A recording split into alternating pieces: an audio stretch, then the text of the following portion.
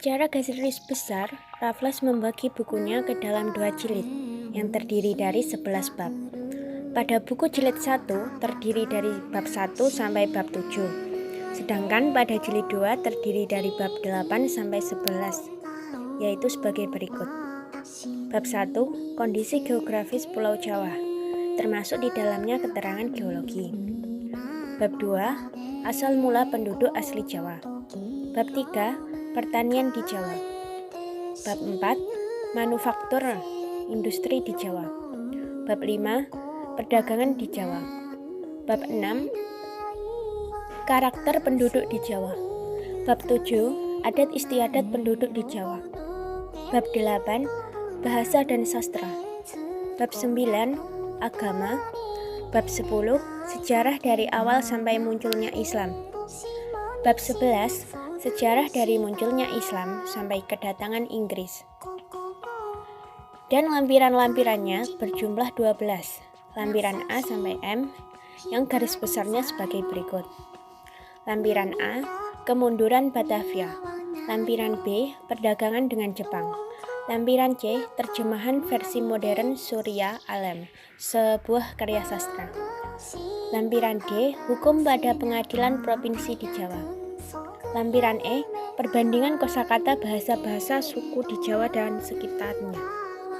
Lampiran F, cerita Pulau Sulawesi dan perbandingan kosakata bahasa-bahasa suku. Lampiran G, angka-angka Candra Sengkala. Lampiran H, terjemahan Manik Maya. Lampiran I, terjemahan huruf prasasti Jawa dan Kawi kuno. Lampiran J, Pulau Bali. Lampiran K, instruksi pajak. Lampiran M, memorandum tentang berat, ukuran, dan lain-lain.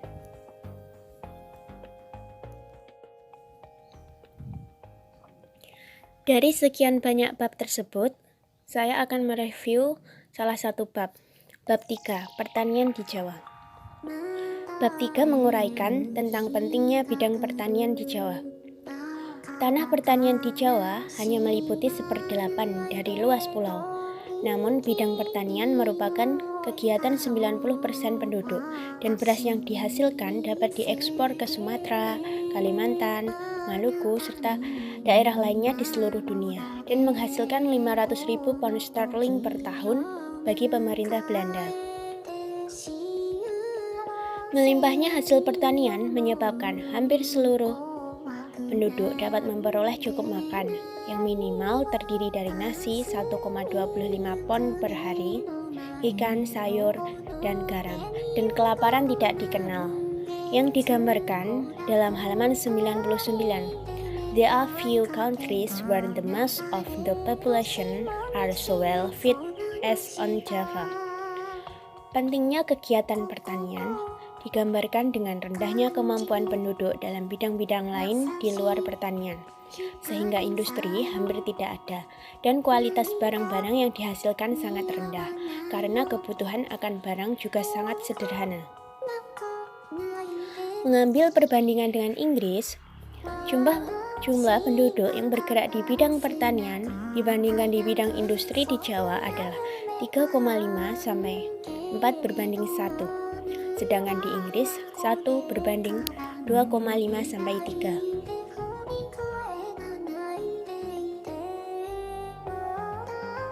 Di Jawa tidak ada orang kaya, tidak ada industri, tapi juga tidak ada para pengemis.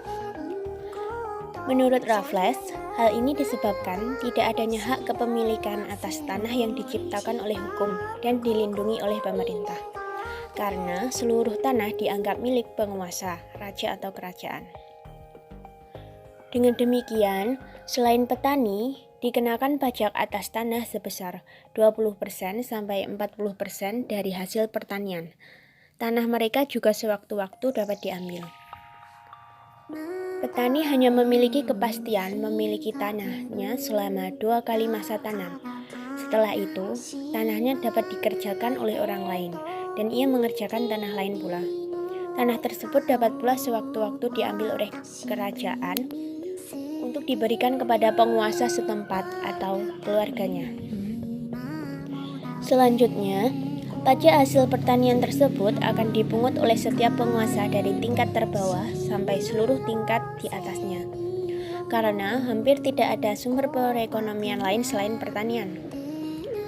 Tidak adanya kepastian hak atas tanah dan kemudahan dalam memperoleh makanan membuat penduduk tidak berhasrat untuk melakukan pemupukan kekayaan dan bekerja keras. Ditambah dengan tidak adanya para orang kaya yang dapat menimbulkan rasa iri hati dan hasrat ingin memupuk kekayaan. Namun sebagai akibatnya, tidak ada industri yang dapat maju di Pulau Jawa karena kekurangan pasar. Keadaan di atas mendorong Raffles untuk membuat perubahan dalam Undang-Undang Kepemilikan agar penduduk terpacu untuk bekerja keras dan memupuk modal atau kekayaan, sehingga diharapkan akan menumbuhkan industri.